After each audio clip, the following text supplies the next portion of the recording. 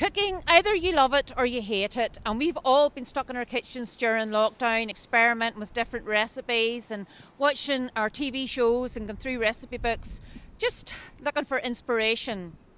So at the start of the month we were all glued to our TVs. Masterchef was in its 17th series, and for one lady her dreams come true when she applied for Masterchef. This lady is Kerry Kane and she's from Portstewart. Welcome, Kerry, how are you? I'm very well, thank you, and thank you for interviewing me today. You're very welcome. Now, who inspired you, or what was behind you even applying for Masterchef? I've been a massive fan of Masterchef for years, since it began.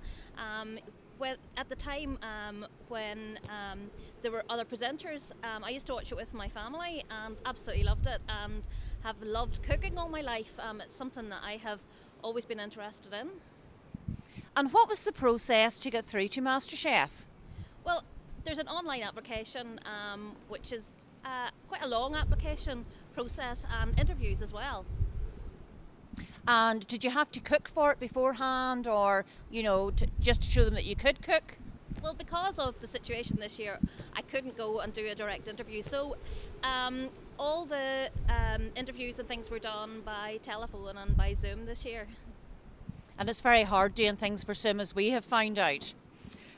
So there is thousands and thousands of applicants for the show.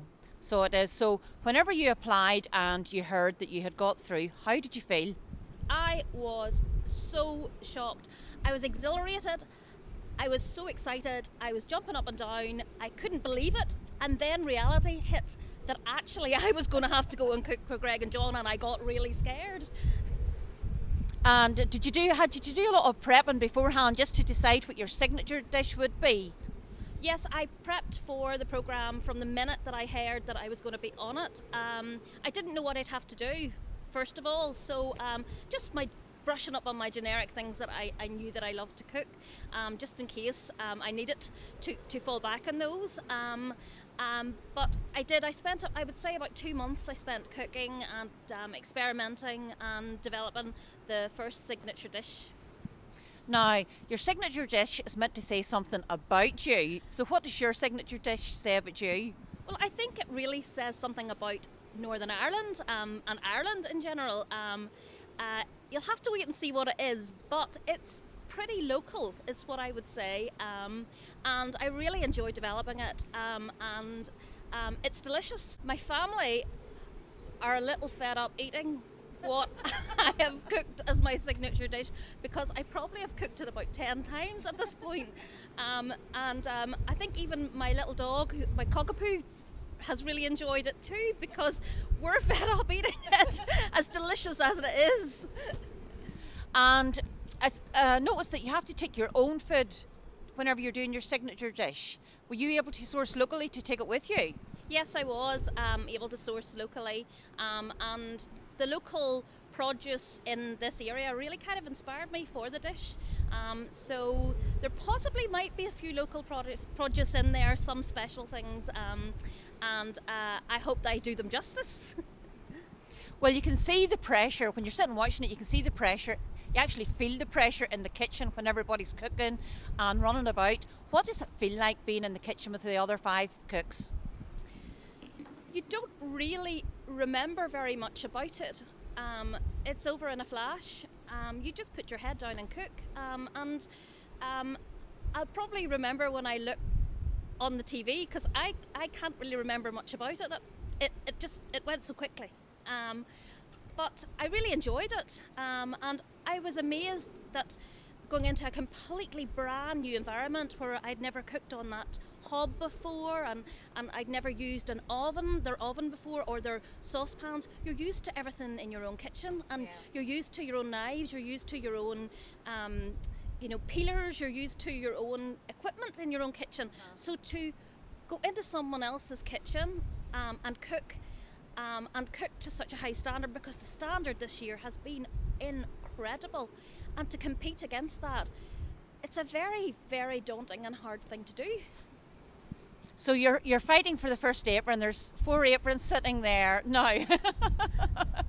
And so the first two people get through, so we're not going to know about that anyway. So we all have to be glued in for the 17th of March and St. Patrick's Day. Now that there must be a sign. Well, I hope it is. Fingers crossed. It hasn't been anything that has been planned by Masterchef that I happen to be on St. Patrick's Day. It's a beautiful coincidence, and I'm delighted. It's kind of given everyone a focus round here of something to do that day, and we'll build up to Masterchef that night. Well, what was the feeling like as you lifted your two plates and you walked up to Greg and Joan? It was a very nerve-wracking moment. It felt like I was in trouble with the teacher. And their comments, I can't say what their comments were.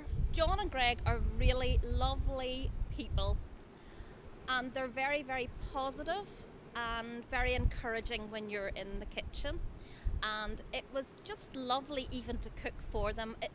The outcome of it is what it is, but even just to get the chance to be in that MasterChef kitchen and cook for Greg and Joan was amazing. If they like my food, which you'll have to watch and see, all the better. It's just like a dream come true for you, like. So it is. But whenever you were at school, was home economics something that you did at school? Not really, no. I did it up to GCSE level. I didn't go any further than that with it. I always, though, have been encouraged to taste food and to experiment with food. I've been eating really strange things since I was a little girl. Probably my palate was first challenged when I tasted probably at about 5 or 6 blue cheese. And since then I haven't looked back.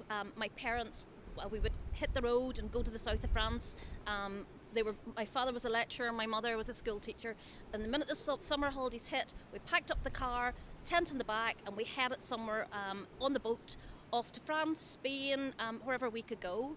And I didn't ever refuse anything, from frogs' legs to snails to anything. I just wanted to taste and eat, so my palate is pretty good, really. And I've learned a lot about food pairing because of my experience travelling and going to different countries and eating. And then it's not just about the flavours, it's about the presentation as well. So you have to be quite artistic whenever you're putting all your food in your plate. Yeah, it is about the presentation as well, and it's something that doesn't really come naturally, I think, to anyone. You've got to really work at that. What you eat at home and how you have dinner at home is completely different to how you would present something in the MasterChef kitchen. I have an art background. I have a degree in theatre design, so I suppose from my point of view, that's something that came more naturally than maybe to others, because I have an arts background. Now, I know you can't tell us what the outcome is, but we hope you're going to come back afterwards. Hopefully it's not so windy a day, and have a chat with us and give us the outcome and just let us know all about the entire experience. I would love to come back, but please make sure it's not as windy a day. Well, it's Mother's Day on Sunday, and who's doing the cooking in your house? I would say probably I'm still doing the cooking in my house. I think my husband married me because of my gravy, so I think there could be a bit of that involved on Sunday. Well, we are all behind you here on the North Coast. We're all very proud of you for getting through, and we will be glued on the 17th of March and wishing you all the luck in the world. Thank you very much for all your support. Well, Kerry, happy Mother's Day for Sunday, and happy Mother's Day to all the mothers out there. I hope some of them don't have to cook. I, for one, have to cook for myself as well. But from Kerry and myself on the Causeway Coast, we wish you all a happy Mother's Day.